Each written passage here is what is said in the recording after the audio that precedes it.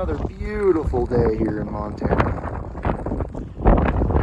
It's in the mid-20s today, so it's not too cold, but the wind is whipping.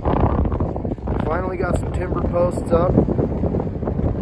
We're going to go ahead and fly these open sections. We have 6 of them, I believe. Go onto those. Back 6 posts. We got our 28-foot trusses flown, but we still have to fly the 22-foot sections. The trusses are standing.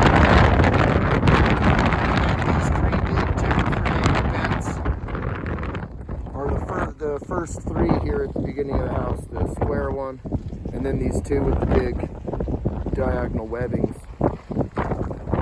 And the 20-foot trusses are going to span right there on the shorter section of this garage. Pretty wicked today. I don't know how much I get done. I'm trying to kind of batten down the hatches and clean stuff up in case of this next little snowstorm.